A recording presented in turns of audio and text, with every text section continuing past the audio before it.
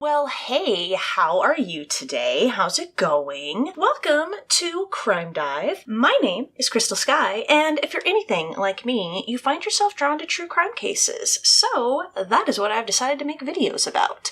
If you also like true crime, and you want to feel better about your makeup skills, because God knows I don't know what I'm doing, you should totally like, subscribe, and let's hang out together every Tuesday where I will take a deep dive look into a true crime case while slapping on the old clown paint. I hope you all are ready for today's case. Oh man, it's a rough one, guys. Like, not only is the victim in today's case a child is also the murderer. Yeah, children killing children. It's so sad. It's an especially sad one today. So do be forewarned, we are talking about a child's death today. Today's case is about Alyssa Bustamante. Have you heard of this case? This case was a requested case, and it was requested by Amanda Calhoun. Let me know if that's how you pronounce your last name. I knew one other person with that last name, and that's how they pronounced it. So let me know. So Amanda went ahead and recommended this case, so I dug into it, and oh my gosh. I mean, like I already said, it's so sad. The victim in today's case was only 9 years old, guys. 9 years old. And I think what makes this case even more tragic and despicable is the motive behind this murder. Yeah, what could be the motive behind killing a 9-year-old? The murderer just wanted to know what it felt like to kill someone. Yeah, so buckle up. We're gonna get into a lot today. And yeah, just be forewarned. Let's go ahead and get into the case about Alyssa Bustamante. But first, let's get a little bit into our victim today, all right? That's who we're gonna start with today. We're gonna start with our victim, Elizabeth Olten. So Elizabeth K. Olten was born December 15th, 1999 to Patricia Patty Carwile Priest and Dale Alton Sr. Elizabeth was born in Jefferson City, Missouri, and she had two older siblings, a brother named Anthony and a sister named Stephanie. So the Olten family lived in rural St. Martin's, Missouri, which was just outside Jefferson City. Elizabeth liked horses and cats. She loved music, especially Hannah Montana and Taylor Swift. Those were her faves. Her favorite color was pink, and Elizabeth was described as just sort of your quintessential stereotypical girly girl. A family friend named Peggy Florence said of Elizabeth she was somebody special. They called her a girly girl. She would be outside in the snow or in the mud in her frilly little dress. So she was one of those girly girls, right? Or she wanted to play in the mud, but she wanted to be in her frilly little dress. So I thought that was super adorable. Elizabeth also loved baking cookies and doing puzzles with her mom. She was very close with her mom. She loved hanging out with her friends, playing with her stuffed animals, and loved playing dress up. She would even play dress up with her stuffed animals as well. Now, Elizabeth was a 4th grader at Pioneer Trails Elementary School in Jefferson City, and that's kind of really all we know about, like, Elizabeth, who she was.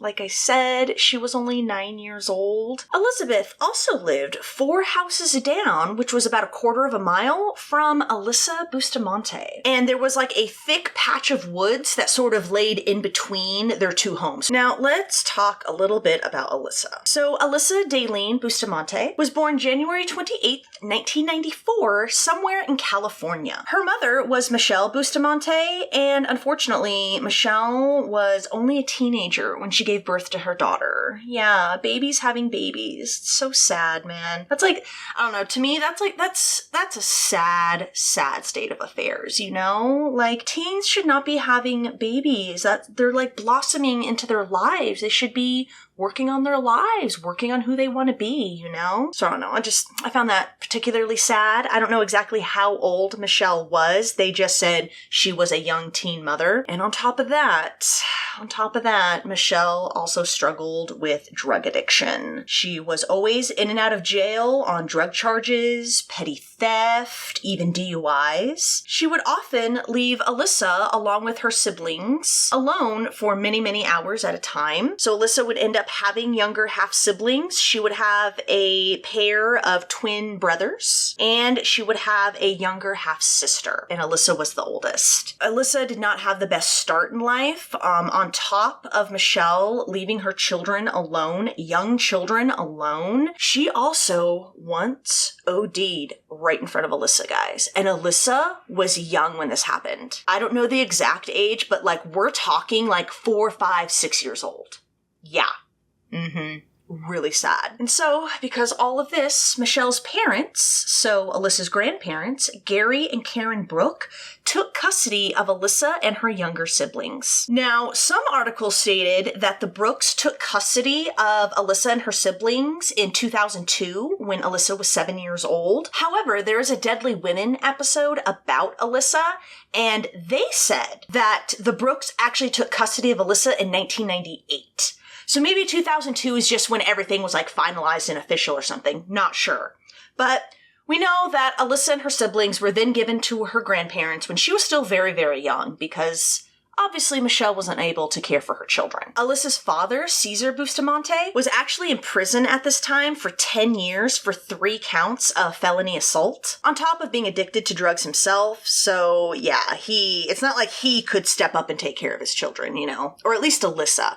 I know they said her siblings were half siblings. So I think Caesar may just be Alyssa's father. According to one of Alyssa's very good friends, Jennifer Meyer, Jennifer had known Alyssa since middle school, her father was in prison. He had gotten into some kind of physical altercation, and her mother was on drugs a lot. She was in and out of her life. In order to make a fresh start, it is said the family then moved to rural St. Martin's, Missouri. Not sure when, and I was a little confused because of the reporting of this. I was confused on if Alyssa and her siblings were like sent to their grandparents to live with them in Missouri, or if everyone's in California and they moved to Missouri after the Brookes got custody. I was a little confused about that, but we know at the time of the events of today's case, Alyssa, along with her grandparents, were living in St. Martin's, Missouri, along with Alyssa's siblings. At this point, her twin brothers were 11, and her younger half-sister was 6. Now, despite her really rough upbringing and start in life, it is said Alyssa seemed to adjust and sort of live a normal life for a while. She had friends, she socialized, got pretty good grades. She wasn't like a straight A student, but she got A's and B's in her class. In fact, I believe she was like in the top third of her class at Jefferson City High School. And she, seemed to be just sort of like a fine, normal teenage girl. She was even active in her local church, the Church of Jesus Christ of Latter-day Saints. Alyssa was a practicing Mormon. I was unclear if the whole family was. The articles just went out of their way to say that, like, Alyssa was. So not too sure about that. But yeah, I mean, it seemed that despite her rough upbringing, that she was on the mend, like she was gonna end up having like a normal, happy childhood after all, right? It said that she would write poems. She's very creative. She had a playful, joking personality, and friends said of her, quote, she was just always so sweet and everybody loved her. She was just amazing. However, as we know, good things can't last, right? So friends and family said they started noticing some changes in Alyssa around 2007 or so. All right. In August of that year, one of the counselors at the school, Lisa Bletch, was alerted to a problem that Alyssa had. Apparently, one of the parents of another student had confided in Lisa that Alyssa was a cutter. Yeah, in case you don't know what that is, a cutter. Someone who cuts themselves, self-mutilation. Usually it's so that they can like escape the like psychic torment of like, their depression, anxiety, or anything else that they have going on. And cutting like, seems to sort of offer an escape for a brief period of time. And apparently Alyssa did this very often. I guess this behavior was first noticed in Alyssa when she was in the 8th grade. And it is around this time when Alyssa starts, delving into cutting and self-mutilation that friends and those around her said that they started noticing some changes in her. And like with most of this behavior, right, it started off with kind of mundane stuff, not coming home on time, lying about where she was. Like one time, I believe she told her grandparents she was going to some church event, when in actuality, she snuck off to a concert over in St. Louis, which was about 2 hours away from where she lived. And remember, she's young at this point, guys. She's like 12, 13 years old. Yeah, and she snuck off and went to a concert. On a couple of occasions, she actually spent the night out in the woods behind her house without telling anybody. Yeah, that's a little weird. But At first, it kind of seemed sort of like your typical rebellious teenage behavior, right? Sneaking out, telling your parents you're going to one place when really you're going somewhere else.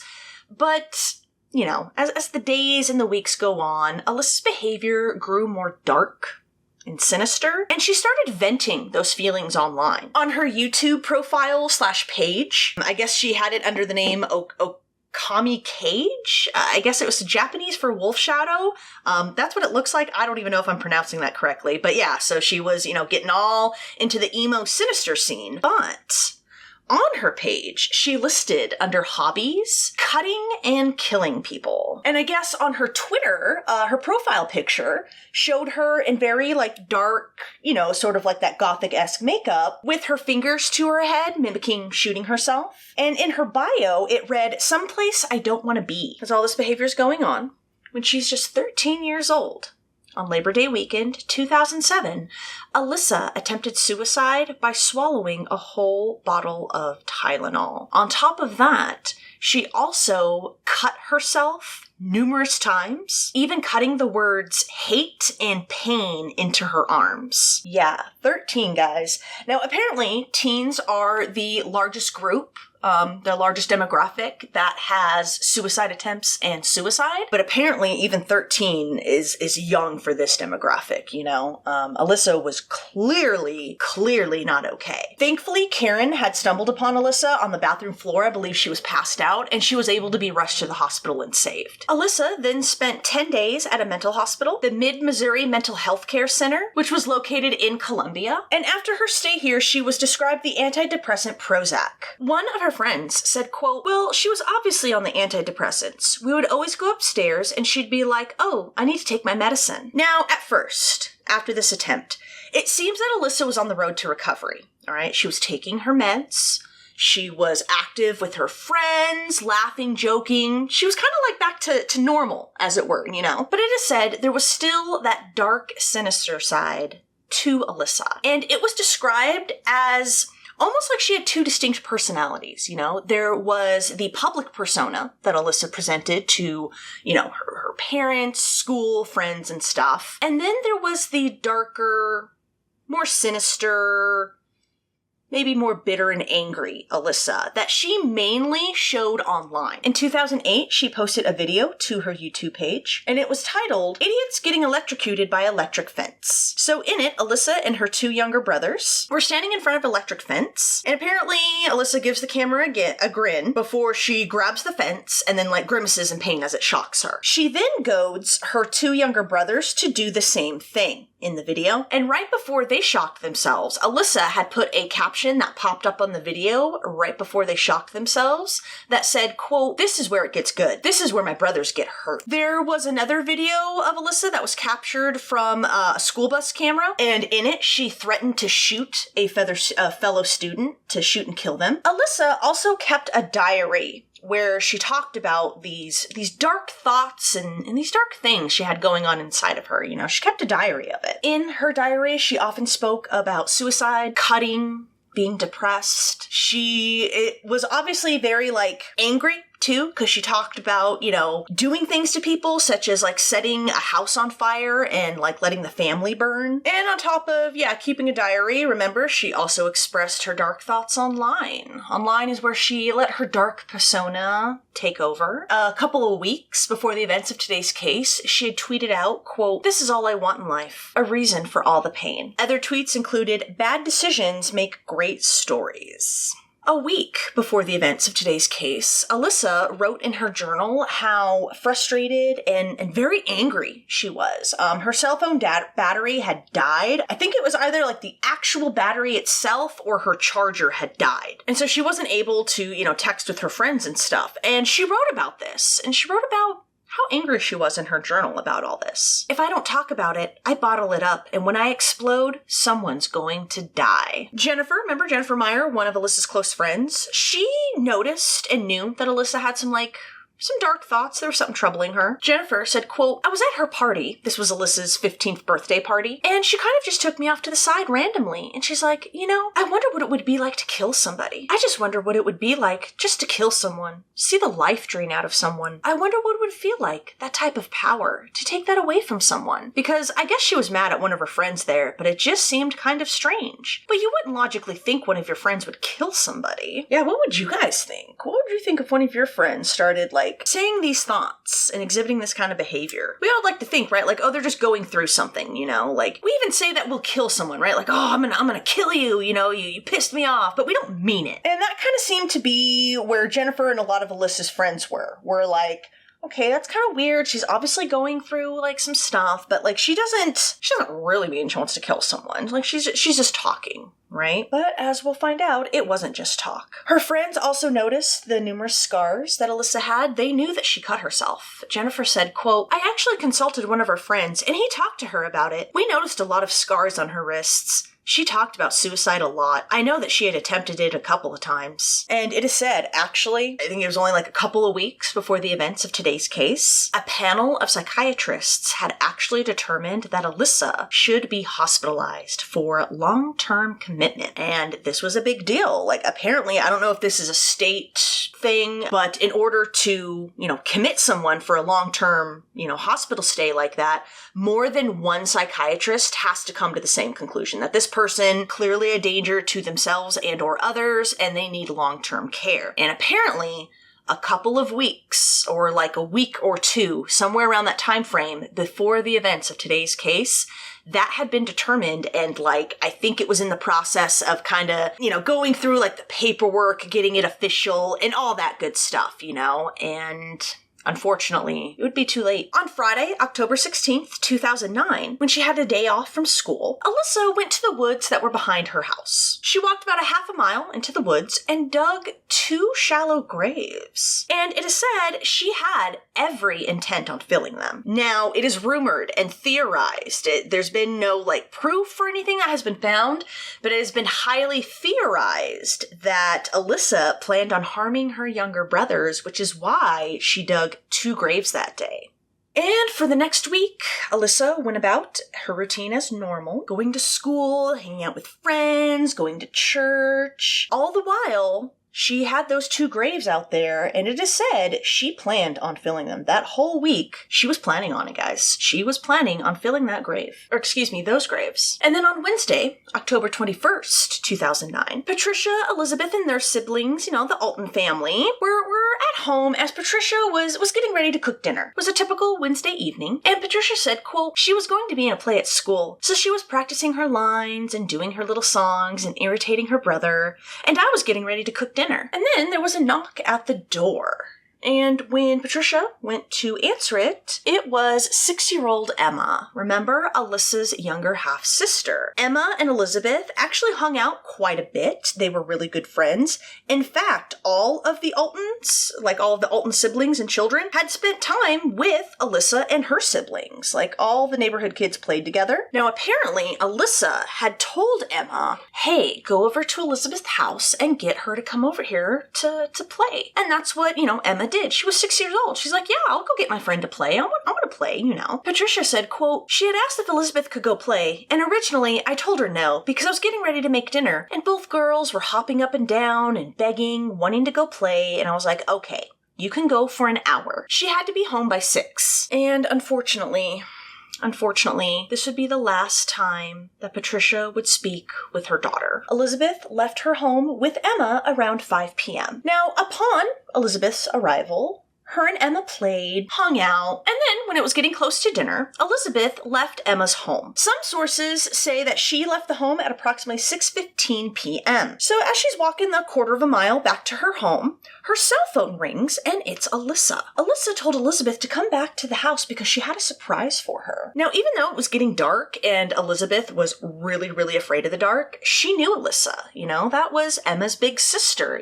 She trusted her. So she turned around and did as Alyssa wanted. And she met Alyssa, and Alyssa led Elizabeth into the woods. Now, there were other sources, including the Deadly Women episode, that said actually when Emma and Elizabeth left Elizabeth's home to walk towards Emma's home, Alyssa actually met them there, and she actually sent Emma away. I don't know what she told her sister or what, but she separated them, and that's when she led Elizabeth into the woods for a surprise. So, not too sure which scenario happened, but we do know that Alyssa was able to coax Elizabeth into walking out into the woods with her. And unbeknownst to Elizabeth, Alyssa had actually put a kitchen knife into the backpack she was wearing. And once they were out in the woods alone, Alyssa then tried to stab Elizabeth. She wanted to slice her throat, but Elizabeth, put up her hands in a defensive posture, trying to protect herself. But as they were struggling, the knife eventually fell out of Alyssa's hand, and that is when she just overtook Elizabeth and strangled her. Yeah, she was 15, Elizabeth was 9. Yeah, poor Elizabeth did not have a prayer. Alyssa pounced on her and strangled her into unconsciousness. Then Alyssa slit Elizabeth's throat and wrists and then stabbed Elizabeth 8 times in the chest. One of the stab wounds was so hard it actually went through Elizabeth's breastbone, through the top of her heart, into her spine. That's how ferocious Alyssa was with her attack, guys. A 9-year-old. Dude, I can't imagine killing anyone. I've said it before, but, kids especially, dude. Alyssa then buried Elizabeth in one of the graves that she had dug and covered the grave and Elizabeth's body, which had her cell phone in its pocket, with leaves. Afterwards, Alyssa went home and she wrote in her diary what she just did. And she wrote, "I just fucking killed someone. I strangled them and slit their throat and stabbed them. Now they're dead. I don't know how to feel at the moment. It was amazing. As soon as you get over the oh my god, I can't do this feeling, it's pretty enjoyable. I'm kind of nervous and shaky though right now. Okay, I gotta go to church now. LOL." Alyssa would later attempt to scribble out and scratch out this damning statement in her journal with blue and black pen. Alyssa then went to a church dance and had a good time. Didn't act out of the normal or anything. Yeah, she just went about her day, guys. After butchering a 9-year-old, she then just was like, okay, gotta go now, LOL, and just went to church and just had a good old time. I don't even know how to react to that. What the actual fuck? We're already cussing in here, so who cares? Yeah, what the actual fuck? Now, when Elizabeth didn't return home at 6 for dinner, Patricia immediately called her daughter's cell phone. But it went straight to voicemail. She also called Elizabeth's grandparents. Remember, Emma had come over, and so she called them. She's like, okay, maybe she's over there, just lost track of time, let her phone die, But Alyssa's grandparents said that Elizabeth had never been over there. Quote, "I just knew it wasn't right. They left together, and the grandmother was telling me she was never there. That's when I called police." Patricia knew that, don't tell me she wasn't there.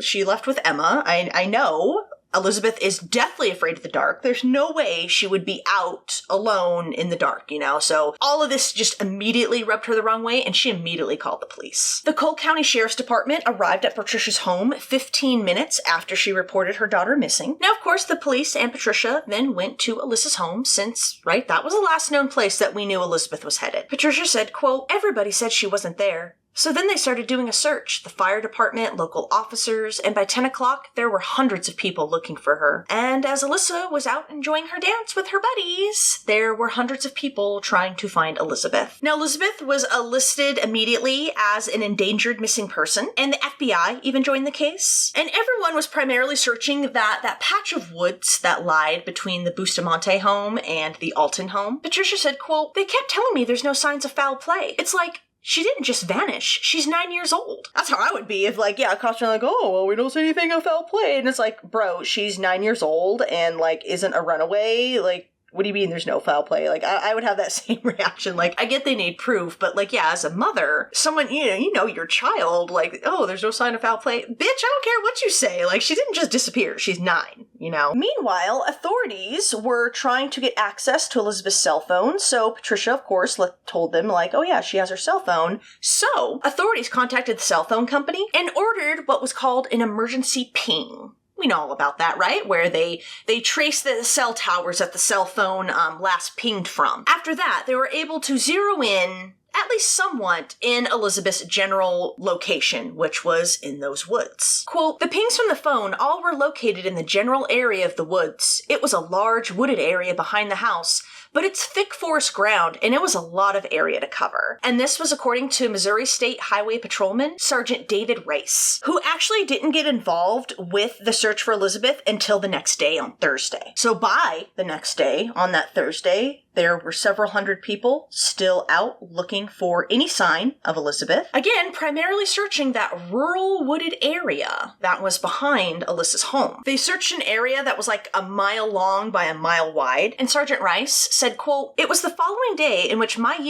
investigative unit, became involved and was contacted to assist in the search. I believed she was still in the area. We did a search of the woods of the area. We had checkpoints set up all around the area for everyone driving into and out of the area. We tracked down all the local registered sex offenders. We had planes in the air, helicopters, dog teams, dive teams for the ponds and rivers. Everything that we could do at the time, we were trying to locate her. Thursday was also the day that Elizabeth's disappearance hit the papers. Cole County Sheriff Greg White told the papers that Elizabeth had left a friend's home at around 6:15 that Wednesday night and was supposed to walk the quarter of a mile to her house. He said it did not appear that Elizabeth ran away from home, but there was no Amber Alert issued in Elizabeth's disappearance because they could find no signs of abduction or foul play or something. And by that Thursday afternoon, after having no luck in finding Elizabeth or finding any trace of her, Sergeant Rice said that's when he started looking at the house that Elizabeth was last known at, right? The Bustamante house. He started looking at that, you know? He's like, let's look a little bit more at the location she was last known to have been,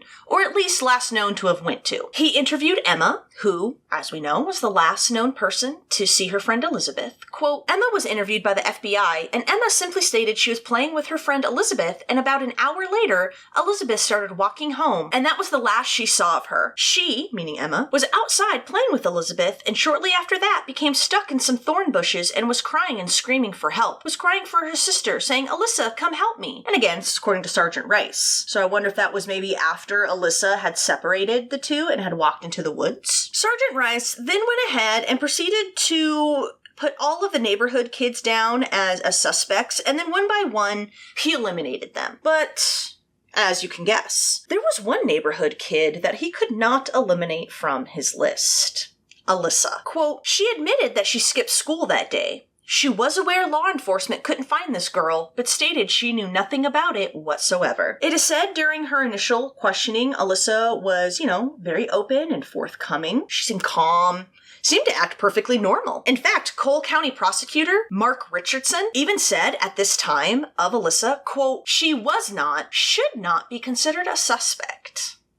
I said this last week, right? It's so interesting to read the press articles about, an investigation that was actively ongoing and just seeing how, what they tell the press and stuff. It's very interesting. Meanwhile, the search for Elizabeth continued, all throughout that Thursday. And actually, searchers found something kind of interesting in the woods behind Alyssa's house. Quote, appeared to them to look like a grave in the woods, and that's when my investigative unit became primarily involved in it. We had been out there for several hours. It was during that time the FBI had been interviewing Alyssa initially, and they brought her to the scene. And I remember watching 2 FBI agents I know walk a young girl over to the scene. And this was according to Sergeant Rice. And then he said that's when he overheard something kind of strange. Quote, I heard Alyssa say she dug the hole, and of course my response to that was, why did you dig the hole? And Alyssa said, I just like digging holes, and would bury dead animals when she found them. Now it turned out this hole they found was empty, but Sergeant Rice just couldn't shake this feeling that Alyssa was giving, didn't shake off the vibes she was giving out, so he kept a close eye on her. To Sergeant Rice, the grave looked like it could fit like a small child, and he just could not shake the vibe that he was getting from Alyssa, you know? Now, at the same time, a search of Alyssa's home was being conducted by the FBI. Quote, the FBI obtained consent to search the Bustamante home, and one of their evidence officers was assigned to search Alyssa Bustamante's room. She found several things in that room to be disturbing, and this was according to the prosecutor Richardson. So apparently, Alyssa's walls in her room were just covered in scribbles and writings and drawings. Some of them were written in pen, while other things seemed to be written in blood. In one corner of the room, the evidence officer found a poem about cutting. On another wall was a crude sketch of a person that had slash marks through their, arms and head. And right next to this drawing, in very small scribbled lettering, was the name Emma. There were also numerous letters and cards taped to the wall. They were all from Alyssa's father. The evidence officer also found Alyssa's diary. And of course, the agent then, flipped through it, reading all of the damning dark thoughts that were going through Alyssa's mind. Quote, a diary in the room, a journal, disturbing things that referred to burning down a house and killing the people in it. And then she, the agent, the evidence officer, noticed the last entry of the journal had a date of Wednesday, October 21st. And this was according to Richardson. And of course, we know what this is, right? It's that damning confession that Alyssa had written down. Quote, it appeared to be marked over in blue ink, a blue ink pen obliterating over what was written, except the last part of it said, now I've got to go to church, LOL. Of course, they took Alyssa's, diary/journal for evidence. So the next morning, Friday, Alyssa and her grandmother were brought into an FBI office for another interview, this time with Sergeant Rice. Quote, in combination with her strange behavior, I was confident that we were going into an interrogation at some point. Juvenile Officer Toby Meyer also joined in on this interview, which would end up being an hour long. Now, right before Rice had entered the room to interview Alyssa, he had been given that last journal entry that Alyssa had written and that she attempted to scribble out. Quote, the last entry of the diary, which was the day that Elizabeth went missing, was completely scratched out. Using backlighting, we could make out two words, slit and throat. So in the room, Sergeant Rice started doing his thing, right? Started chipping away at Alyssa and her story. Quote, silence is very effective during an interview or interrogation because people feel very uncomfortable in silence. There were pauses, I believe, that were up to 45 seconds to a minute long, and you could see the stress affecting Alyssa. You could see her eyes begin to tremor and her head begin to shake. And that's when Rice told Alyssa, hey, we have your diary and we've read it. Quote, we have your diary and we've read your diary. Even the last entry, which was scribbled out, and I just waited. Once I brought up the diary, I could see a distinct shift in her demeanor, and I think it was at that point she knew that we knew. So, realizing she'd been caught, Alyssa then told them, yes, Elizabeth is in fact dead. She said Elizabeth's death was an accident. She said while they were walking in the woods, Elizabeth fell and hit her head, and she died instantly. Rice said, quote, I explained to Alyssa that we were going to recover the body and the autopsy would show every injury. Rice then just straight up asked Alyssa point blank,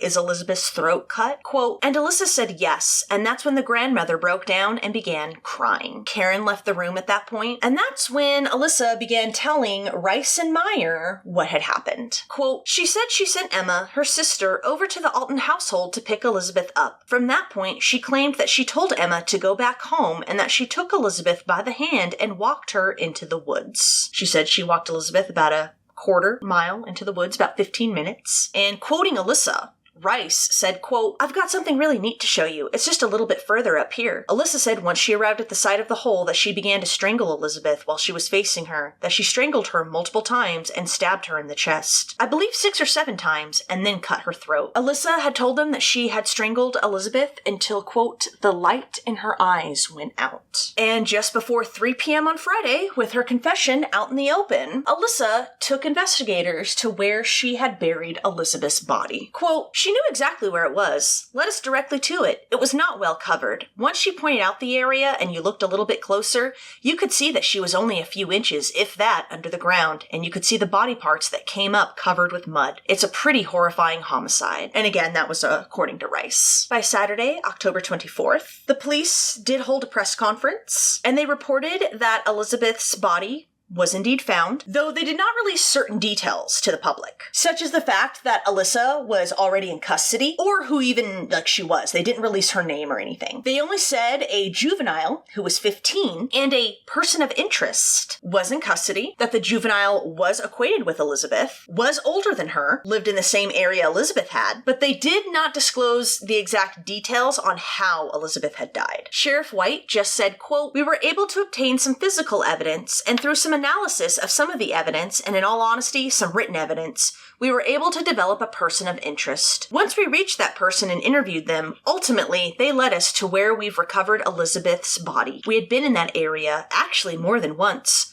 The body was very well concealed." And he declined to elaborate further, of course, citing the upcoming, trial and case that they were going to have to go through. And he also cited the fact that, you're dealing with a juvenile as the perpetrator, so that was another reason why he held off on certain details to the press. Charges were then filed against Alyssa for first-degree murder. Quote, "This was very premeditated by the 15-year-old murderer because she had dug the grave holes at least 5 days in advance of the murder, and it was premeditated in the sense that she sent her sister down to get Elizabeth out of the house for the purpose of murdering her." And this was according to Richardson, who was telling some details to the press. Now, the next thing. So we've got our perpetrator, right? Got a confession, got the body. Okay, that's great. But now they had to determine if Alyssa was going to be tried as a juvenile or as an adult. In Missouri, children as young as 12 years old can be tried as adults for first-degree murder. But first, the case had to have its initial appearance in juvenile court. Regardless if they were going to try her as an adult, first and foremost, this case, Alyssa's case was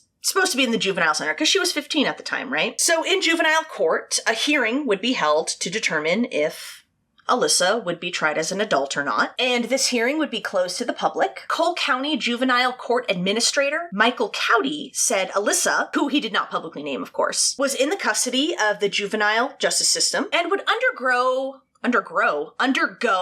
a background check, psychological check and all that stuff. They were going to check her out and see just who Alyssa was, what her life was. By Tuesday, the press had found out about the warrant that had been served on Alyssa's home to search it, but they didn't have any other details, what type of warrant it was or anything like that. Because the press, they're trying to break this story. And the cops, they're not saying anything, right? We understand, right? So they were trying to go through court records and see what was public, right? And this is all they could find was that search warrant that was served on the Bustamante home, but they didn't really have any other details, what kind of warrant, what did they find, or anything like that. The press got the phone number to the Bustamante home, so of course they blew them up, but the number was disconnected. And of course, neither Karen or Gary answered the door when the press, knocked on the door. And honestly, I wouldn't either. Regardless if how I was in the situation, whether I was related to the perpetrator or the victim, I don't think I'd be having that either. And just no, you can go away from my door. I won't be interviewing you. Now, Alyssa's first court date was on October 28th, and this was the closed hearing in the juvenile court, and Cole County Circuit Judge John Beadham would be the one to decide whether Alyssa should be locked up until her trial, or if she should be, remanded to the custody of her grandparents while her trial was ongoing. Judge Beadham ultimately ruled that Alyssa would stay in the custody of the juvenile court system, and the next hearing was set to determine whether Alyssa would be charged as an adult or as a juvenile. There was a separate hearing to determine if this hearing right here, whether Alyssa would be charged as an adult or not, could be open to the public. Alyssa's attorney, Kurt Valentine, said that Elizabeth's death had put Jefferson County in, quote, turmoil, thus opening this hearing to the public could damper the chances of Alyssa having a fair trial. Quote, "There's been a lot of speculation, but now we still have in giant headlines my client's name. There is no way in the world that could possibly be in the best interest of this particular juvenile." He also argued, quote, "In the local high school, friends of both sides have been getting into arguments and had fights over the case." Samantha Green, the attorney for the juvenile office, argued that the state Supreme Court had ruled that hearings for juveniles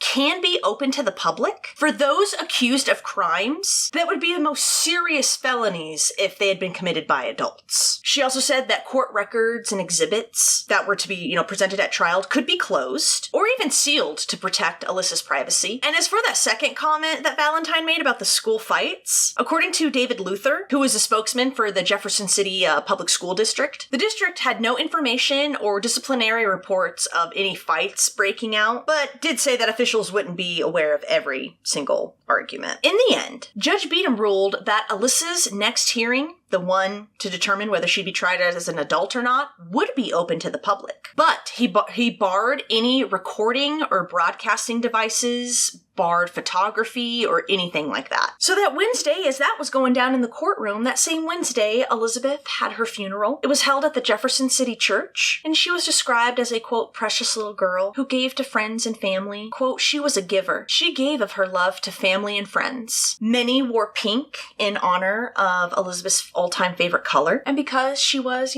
such a girly girl and loved her frills and lace and dresses and pink, she was given a princess's funeral, and a horse-drawn carriage actually delivered Elizabeth's casket to the cemetery. Now, going back to Alyssa, she had her first public appearance in court on November 18th, and this was the hearing that would be determined if she was going to be tried as an adult or a juvenile. More details were also released at this time to the press, such as the fact that Alyssa had dug the graves in advance. It was also revealed, what her motive was. Sergeant Rice testified at the hearing, quote, ultimately, she stated she wanted to know what it felt like to kill someone. Now she gets to see what being tried for murder is like. Throughout this whole proceeding, Alyssa remained pretty, expressionless, pretty emotionless. She sat with her arms shackled to her waist, and her long brown bangs, practically hid her whole face. Her mother and grandmother sat on one side of the courtroom, while on the other side sat Elizabeth's,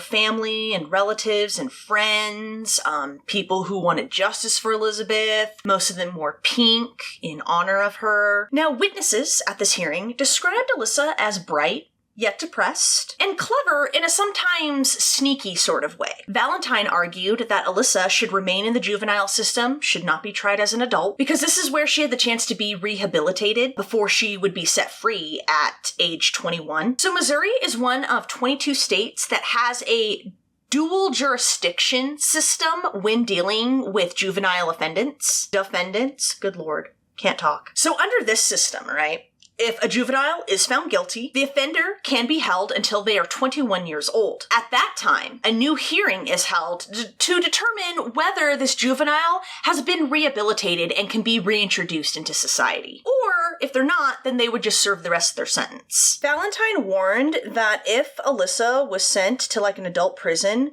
she would either kill herself or she would be assaulted by others. He said, quote, we are throwing away the child and we are signing a death sentence for Alyssa. She is not going to survive her time in the Cole County Jail. In the end, Judge Beadham ruled that Alyssa would be tried as an adult, and he said that the killing was vicious, and on top of that, the state had no adequate facilities or services to, treat Alyssa in the way that she was gonna need, the help that she was need. Basically saying, the juvenile system isn't set up to give her the help that she needs, so she has to move to the adult court system. And that is when Alyssa's name, mugshot, and other details about her were released to the public. At a different hearing, a few hours later, a judge had entered a not guilty plea on Alyssa's behalf, and a grand jury indicted Alyssa on first-degree premeditated murder and armed criminal action. And that is for the use of the knife in the attack. Richardson, the prosecutor we talked about earlier, was the prosecutor in the case, and he stated that the prosecutor's office was not going to be offering Alyssa a plea deal, and they wouldn't settle for anything less than first-degree murder.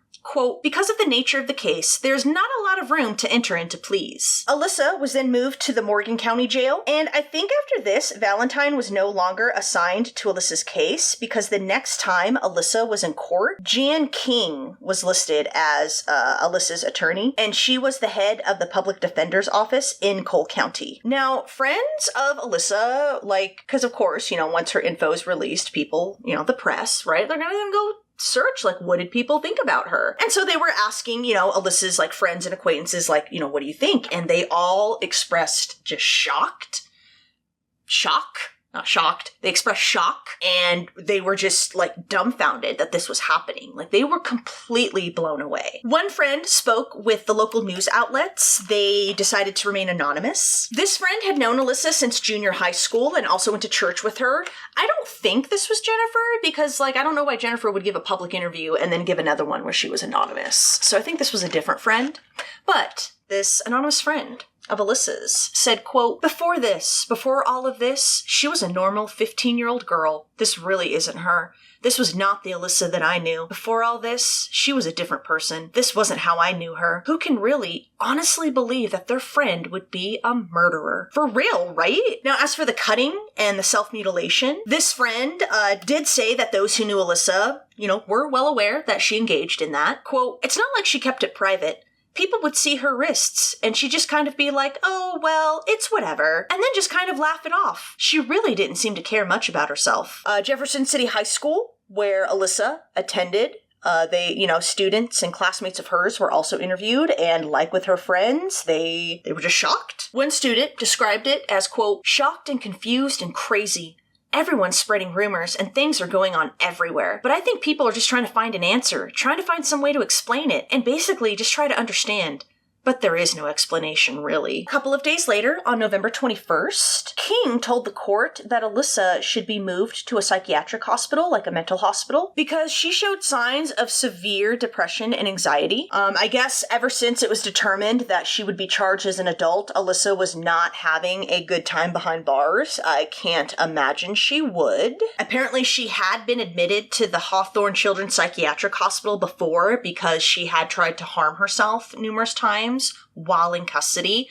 I know when they first brought her in, they were saying that she had actually tried to slit her wrists with her fingernails. Like, she was that determined. So they had to, trim them, all the way back. So she was brought to this children's psychiatric hospital for evaluation. And now at this hearing, King was saying no, she's not, she's still having it rough. And she drafted an order calling for a 96-hour stay at the Fulton State Hospital. King was ultimately granted this order, and so Alyssa was sent to Fulton, and here she underwent an evaluation and, psychiatric treatment. In December, Alyssa formally pled not guilty to the charges against her through her attorney, of course. And at the same time, King was requesting the trial to be moved out of Cole County. She was stating, of course, with what you would think, that there was no way Alyssa was going to get a fair trial in Cole County because of, the publicity and whatnot of the case. And, King wasn't wrong. Some of the online sentiments I read about Alyssa at this time, and some of the comments I found was quote, what is a shame is that the murderer did not die when she tried to commit suicide in 2007. Another one read, either deport her or send her to the gas chamber, one less sicko wasting our tax dollars. Obviously someone who has no idea how the justice system works. And yeah, what do you mean deport her? She's an American, you idiot. I don't know. Those were just some of the comments that I saw. I was like, yeah, I mean, I think there's a good argument to be had, right? That there's probably going to be some bias against her in Cole County. I mean, she brutalized and murdered a 9-year-old.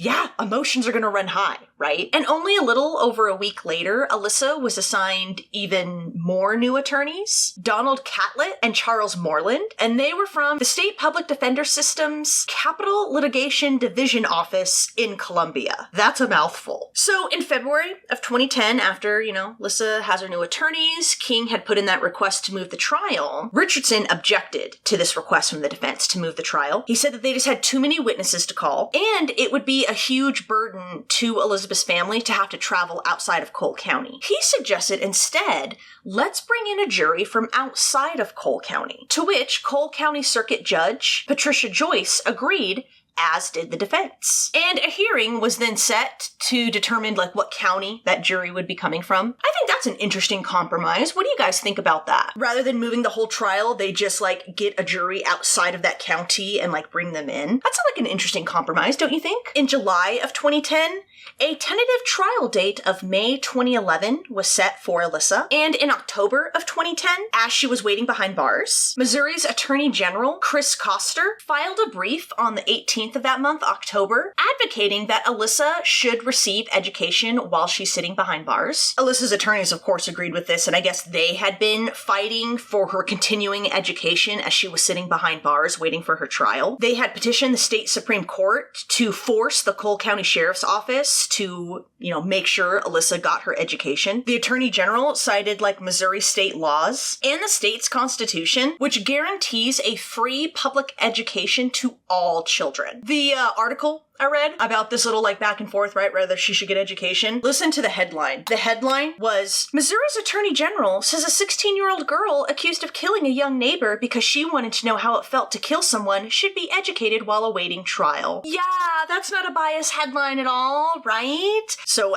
as that fight was going on, the Cole County Commission filed their own motion saying that they shouldn't be forced to continue Alyssa's education, and it would be unconstitutional to force them to educate her unless the funding came from the state. I love how whenever it comes to practical things that would actually benefit society and help citizens, it's always about gee golly gosh, where are we gonna get the dollars for that? Where's the money? Where's the funding? But whenever it's an endless war or politicians voting on their own salaries, there's never any consideration for that. Or when corporations need corporate welfare, never a thought of how we're gonna afford that. But we're going to educate this teen that's behind bars because she's a dirty murderer. Where's the money going to come from? Really? I don't know. That's just an aside. Anyway, continuing on. In December, the defense requested some personal items that had been taken from Alyssa in her home be returned to her. And this included Christmas and birthday cards from her father and 8 large bags of clothes. Judge Joyce gave the prosecutors 60 days to inventory everything they had and decide, what is evidence and what could be returned. She also denied a defense request for them to be present during some DNA testing, which I thought was weird. So I'm guessing her lawyers were asking to be present when they got DNA from Alyssa or whatever. But yeah, Judge Joyce said, no, you don't have, you can't be there. I don't know if you can't be there or I'm not sure. I was kind of confused about that. That's literally how the article described it. In February of 2011, Alyssa's trial was pushed back until June. Now, I'm not sure the reason for the delay, but at this same hearing where Judge Joyce pushed back the trial date, she also ruled that hearings on possible evidence would be primarily closed to the public, and only those who she called had a, quote, right to be present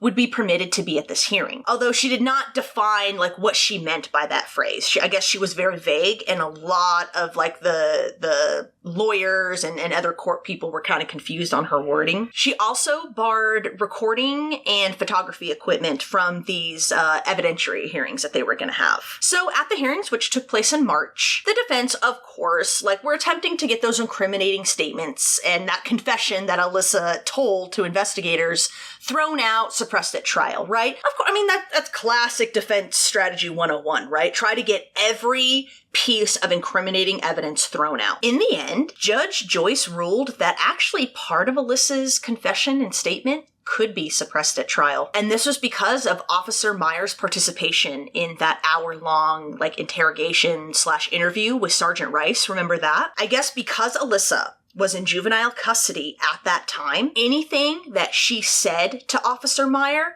was now inadmissible in adult court. So if he hadn't sat in on that interview interrogation, her statements would be valid at trial. My question is could Sergeant Rice question her? She was 15 and a minor. Could he question her without an adult or something? That's what I was curious about. Judge Joyce also ruled that Rice and Meyer had used, quote, deceptive tactics in their interview with Alyssa. And I guess at this time it was also unclear if Officer Rice's testimony that he testified to already, remember at the hearing to determine if Alyssa would be charged as a juvenile or an adult. I guess there were some questions up in the air about whether his testimony would be admissible in court. There was actually not a whole lot known about this ruling of Judge Joyce's. The information that was released to the public referenced a page and line number of a transcript of the interview, but that interview had not been publicly released. So I guess with this particular ruling, it was really weird reading the articles. The press was pretty much we don't know what's happening. This is just the rulings that happened. Moreland, one of Alyssa's attorneys, told the press that he was prohibited from giving them more details, and he also said that he could not give them details on whether or not Officer Rice's testimony would be admissible or not.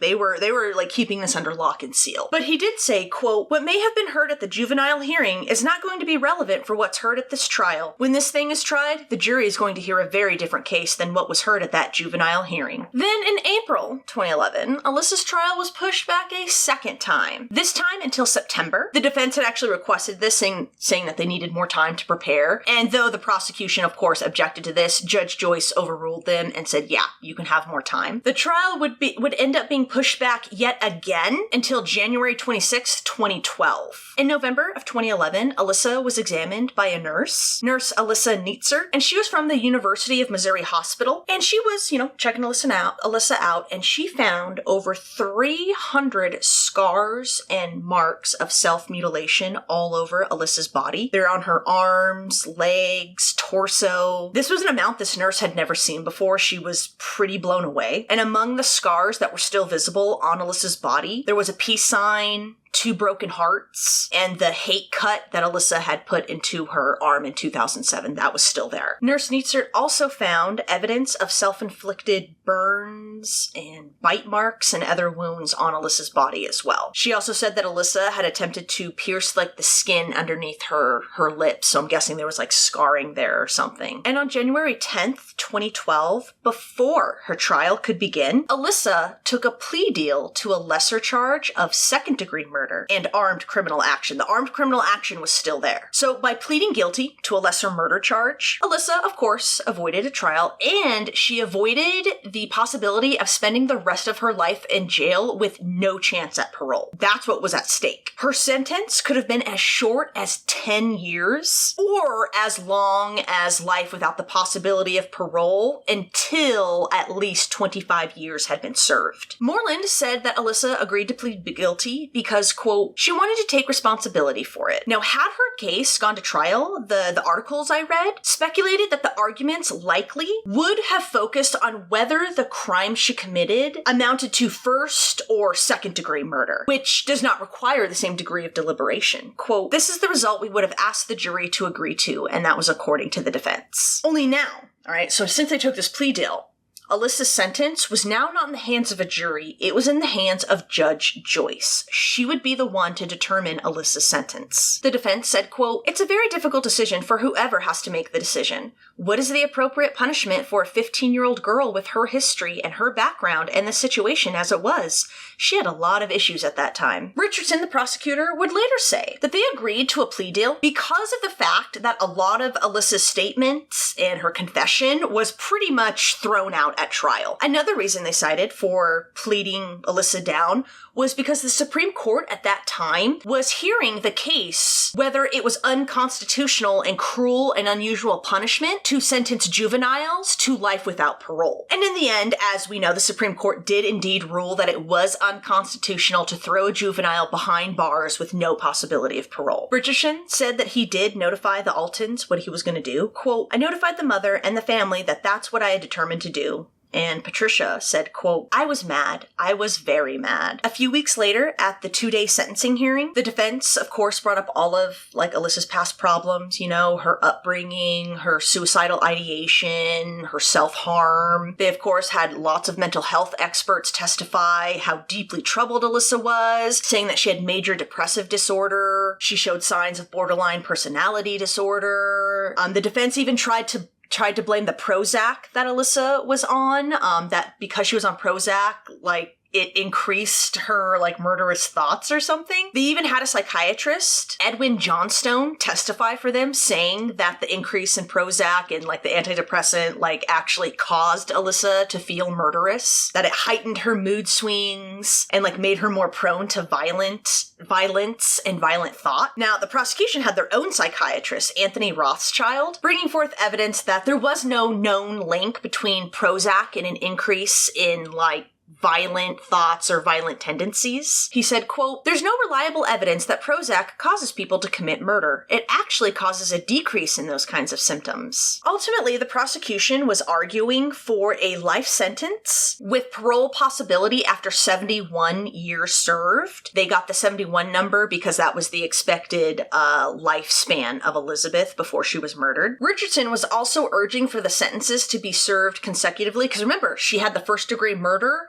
and the armed criminal action to be sentenced for. So 2 things to be sentenced for. And Richardson was arguing that, they should be served, consecutively. The defense, of course, was arguing that the sentences should be served concurrently, and they pointed to a pre-sentencing report that suggested that a less than life sentence should be heeded in Alyssa's case. Once again, Alyssa sat pretty emotionless through everything. She again had her long brown bangs and hair just kind of covering her face, and she didn't really exert any emotion until her grandparents just not able to handle it anymore, had to leave the courtroom and they were crying, and that was the first sign of emotion that Alyssa showed. She started crying. Judge Joyce made Alyssa in open court state outright what she had done, and Alyssa told the court, quote, "I strangled her and stabbed her in the chest." And then Judge Joyce asked her, "Did you cut her throat too?" And Alyssa said yes. She also said that she used her hands for strangling and a knife for the rest of the attack. Alyssa's journal entry that she had written about what it was like to kill Elizabeth was also read out loud in court. I don't think they made Alyssa read that out. I think it was just read out loud in court. Patricia read her victim impact statement, and it read, in part, quote, "So much has been lost at the hands of this evil monster. Elizabeth was given a death sentence, and we were given a life sentence. I hate her. I hate everything about her." And when she started calling Alyssa, quote, "not even human," Judge Joyce cut her off and said, "No, you're done. You can't say anymore.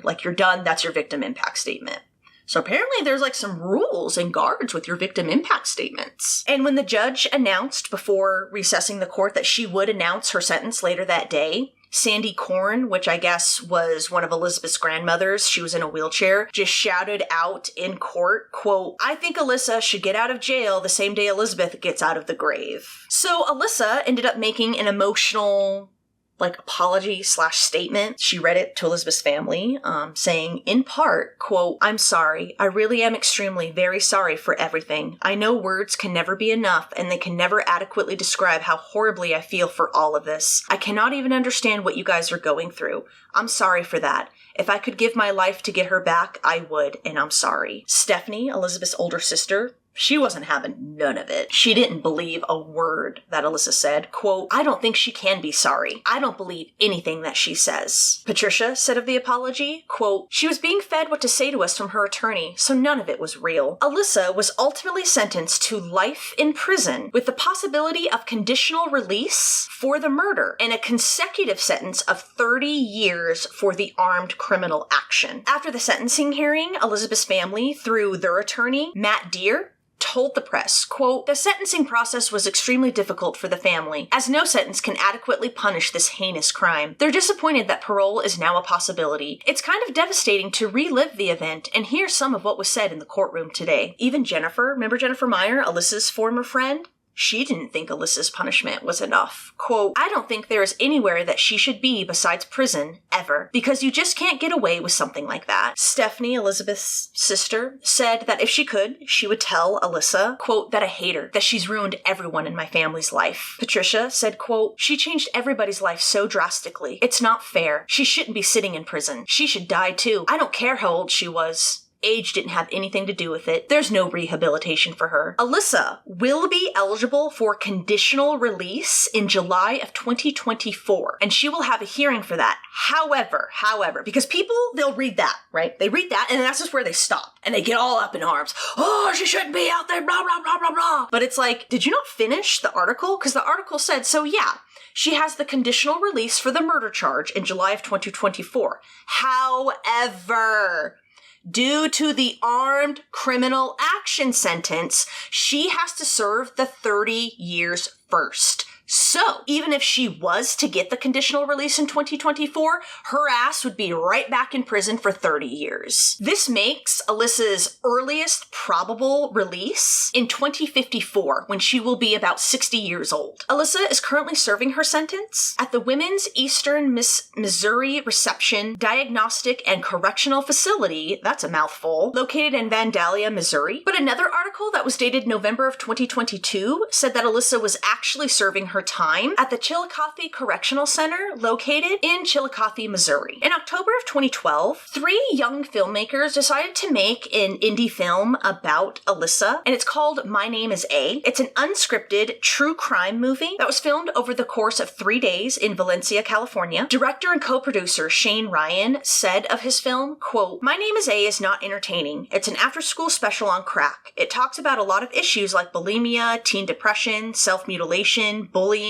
sexual assault, and of course, the murder in a way that I haven't seen a movie told before. The main idea was to tackle the idea that I saw everyone wanting to crucify this girl. No one wanted to know why she did it, or if she even did it. It's a horrible thing to understand, but if you can, maybe there's a possibility to prevent it or tone it down." By the way, Shane, there's no question whether Alyssa did it. She did it. The other filmmakers were director of photography Arturo Guerrero.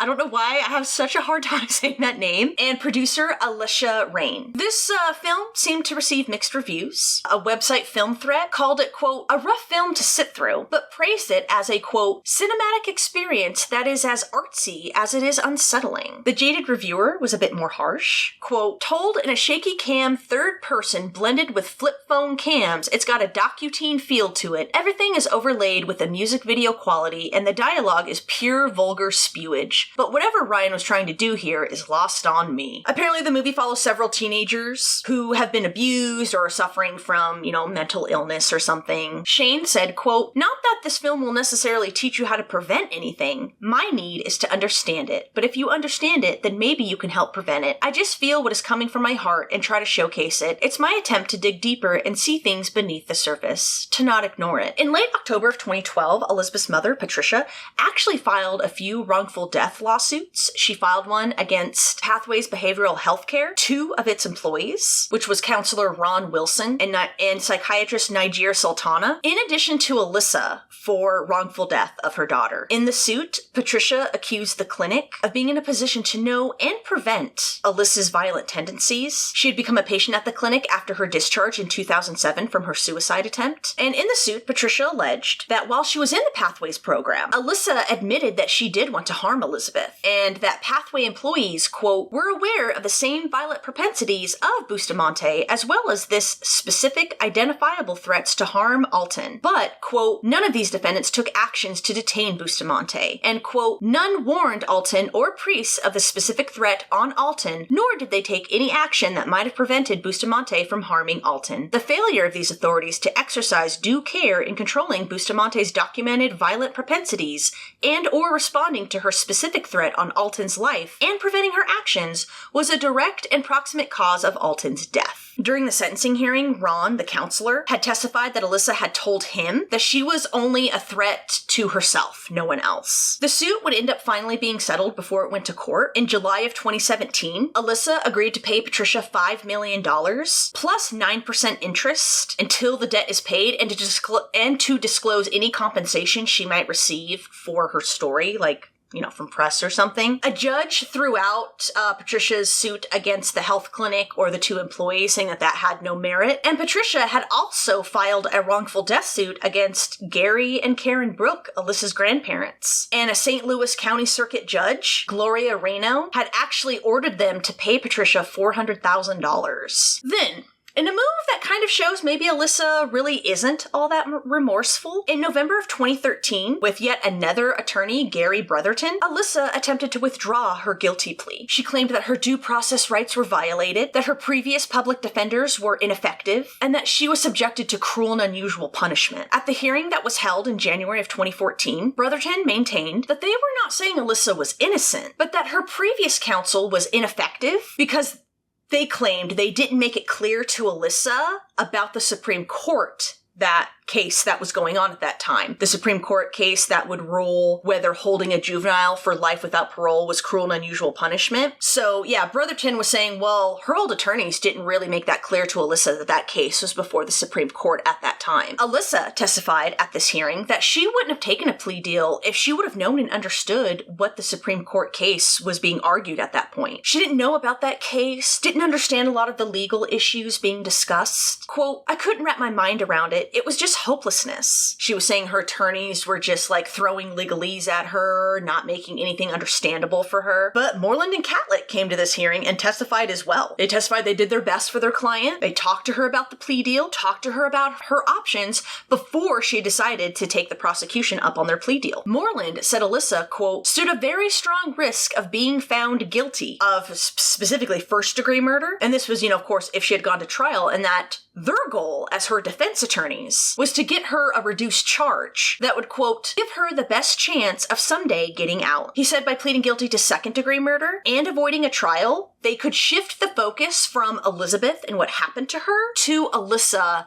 and her background and upbringing. Moreland and Catlett said that they did go over the prosecution's deal with Alyssa. She only had a couple of days to decide if she was going to accept it. Alyssa testified, quote, they said I could go think about it, but the urgency they expressed made me feel like I couldn't. Patricia also attended this hearing, and she wore a sweatshirt with, a picture of Elizabeth, and it read, always loved, never forgotten. Judge Joyce was the one who oversaw this hearing, and she gave Brotherton 30 days to submit additional written arguments before she ruled on whether or not to vacate this plea deal. In March of 2014, Judge Joyce ultimately rejected Alyssa's petition to withdraw her guilty plea, and she denied her a new trial, calling Alyssa's case, quote, meritless. She stated that Alyssa's original attorneys were not deficient, and the evidence against her was, quote, both strong and aggravating. She said Alyssa would have pled guilty to second-degree murder, quote, regardless of the advice of her attorneys, and her testimony otherwise is not credible. Richardson, the prosecutor, said of the judge's decision that Alyssa committed, quote, an adult-like crime, and she received, quote, an adult-like punishment in return. He continued on, quote, just because that sentencing hearing went badly for her in terms of more years than maybe she expected, that's not a reason for a judge to allow a defendant to withdraw their plea. Alyssa appealed Judge Joyce's decision, but in September of 2015, the Missouri Court of Appeals rejected her appeal and sided with Judge Joyce. In January of 2023, Republican State Senator Mike Birkenscoder brought forth a bill, and it opposed parole for juveniles who commit second-degree murder and have served at least 15 years in prison. Through a 2021 state statute, Missouri does not allow convicted juveniles who'd been convicted of first-degree murder or capital murder parole eligibility. Birkenscoder,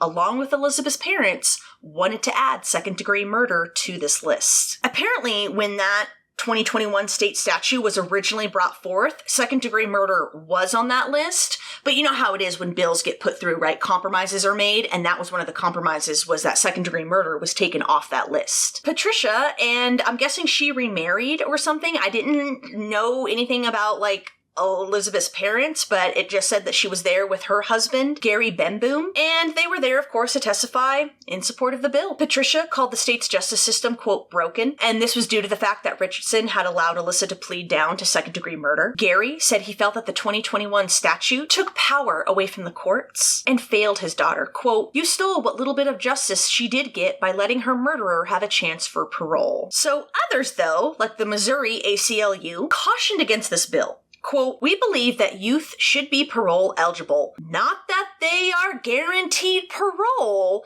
just that they have the option and go before the board. The organization, Missourians for Alternatives to the Death Penalty, also spoke out against this bill. Co-director Michelle Smith told the press, quote, I felt like the filing of this bill and pushing it forward means that there's no trust in our parole board. I just feel like this is a show of no confidence in their work and their role looking at every individual person. Former juvenile convicts who had, been to prison and then got out and were now respectable members of society came out in against this bill as well, and also testified at the hearings that were held for it. And I'm not sure where the bill stands now, if it died or what. I saw an article dated in March of 2023 that said that Birkenscoder had decided to refile it, so I guess it did die along the way. And on one last note, before I get into my thoughts, I did stumble upon a comment. It was a comment on an article about the case, and I just thought it was interesting. So a majority of the comments I stumbled upon, whether they were on articles, blogs, subreddits, like whatever, the prevailing thought seems to be that like Alyssa didn't get enough time. She can't be rehabilitated, she should rot in prison, or she should just die. So I saw these comments, but then I just saw this one comment, and it was allegedly written by someone who supposedly spent time with Alyssa behind bars. And I just wanted to read it out to you. So it reads, quote, "My heart goes out to that family," referring to Elizabeth's. "I met Alyssa in Vandalia, Missouri Correctional Facility. In prison, you're left with just your thoughts. You're not influenced with all the violence you're influenced with out here and there. Alyssa is alone and wonders what she's worth. That is one feeling that is torture, heartbreaking, alone, lonely,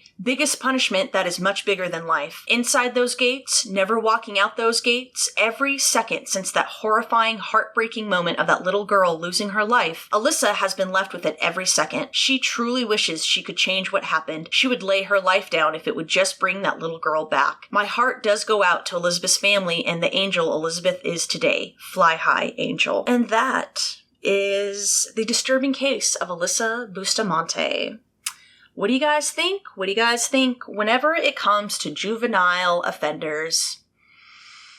I'm always torn, right? I do believe that it's cruel and unusual punishment to send a juvenile to prison with no chance of parole. Like, that's ridiculous. Children are forming still. Their brains have not fully developed. And yeah, you can have the argument, well, there are plenty of people who are abused who don't go out and do that. Yeah, and no one's saying that she shouldn't serve her time. But we're saying is like, so what, we just want to punish for the sake of punishment? I thought rehabilitation was supposed to be the goal. And if there is a chance she can be rehabilitated, I'm all for it. Sorry, dude, like, I'm a lefty. I don't believe in punishment. We've done it pretty much since this country's inception, and it hasn't done jack shit. Instead, we should invest in our communities. School, most importantly, we need to invest in actual rehabilitation. We need to outlaw and ban private prison systems. You don't get to make a profit on everything. I know, I just blew a bunch of capitalists' mind. No, there are things in this world that you are not allowed to profit off of. Healthcare is one. I would argue prison is another. It should be there to punish and keep dangerous people away from our society, but at the same time should also try to rehabilitate people to introduce them back into society. But we don't believe that in this country. And it kind of, like, this whole thing, especially with, like, Patricia going on, like, I get it, dude. Like, I'm not judging her, but she's very angry and bitter about, her daughter's death, and who could blame her, right? But that is why victims and families of victims are not the ones handing out the sentence, right? That's why we have judges and juries. And it actually reminded me, back in the day when I was watching TYT, when that was worth watching, they had Ben Mankiewicz on there, and he was talking about that, how, like, this is why we don't let victims or families of victims decide the punishment or the sentence, is because more often than not, rightfully so, they're not interested in justice. They're interested in vengeance, and revenge, getting even. That does not build a society. That's not how we can base our justice system. While Elizabeth's family, like, all their feelings are completely valid, of course, I would never tell someone who lost someone in such a brutal way like that, like, what they're feeling is wrong. That's asinine. They are completely validated in their feelings. However, their feelings don't mean that that's how we're gonna try court cases and stuff. You know what I mean? Like, that's why we have a judge and lawyers and a jury who can, like, take a step back, not have the same emotional investment, even if you're empathetic, to the point that you can look at the facts and be like, okay, what were some circumstances here? What's the appropriate punishment, I don't know. That was just my spiel. Like I said, I'm a lefty. I'm a leftist, so I don't believe in punishment for punishment's sake. That being said, am I saying Alyssa can be rehabilitated? Fuck no, I ain't saying that. I don't know anything about her. I don't know anything about her case or what she's like behind bars. I'm just saying, as a general broad stroke, thing, that's my belief. I don't get why people are angry that Alyssa will be out. Like, she has to serve the 30. First of all, she's not getting her conditional release in 2024. Even if she gets that conditional release, her ass goes back behind bars for 30 more years. So, I don't know. I didn't get that. Unless there's something I'm missing, maybe there's a piece of information out there that I overlooked. Let me know if I did. I just didn't understand that about, people saying that she isn't gonna serve enough time. Like, Bro, best case scenario, she'll be out at like 60. Like, I don't know. That's just me. So please tell me, what do you think about this case? Since this was a requested case by Amanda Calhoun, thank you again, I did want to read your comment a little bit. So you were saying here that your mother worked at a mental hospital where Alyssa was a patient. And I'm super curious. You were saying like when her case first happened, she was placed in a mental institution where my mother was employed. Super curious to know what your mother's thoughts on Alyssa was. I'm curious to know what your mother's thoughts on this whole case was. I would love to know, like, what she thinks. If you happen to be watching, like, yeah, please comment, because I would love to know. Alrighty, guys, and with that, I guess I will end this week's case. Next week, I'm still deciding. I don't know if I will finish this month off with just 2 other cases, or I may bring a multi-parter out. We'll see. I have like a 3, maybe a 4-parter. I gotta look and see how to break that up. That I'm very, very anxious to discuss with y'all. So we will see. I will see. I might hold that until June, but yeah, we'll see. I hope you take care of yourself out there this whole week until we meet again next week. Remember, don't be a dick. Leave a little sparkle wherever you go, you know? Be that kind of person, dude. Be that kind of person that people look forward to seeing, you know? Because you leave a little sparkle wherever you go. Alrighty, guys, stay safe out there. Thank you so much for watching and hanging out with me and dealing with my hiatus. I hope you have a wonderful week. I will see you next Tuesday. Bye-bye.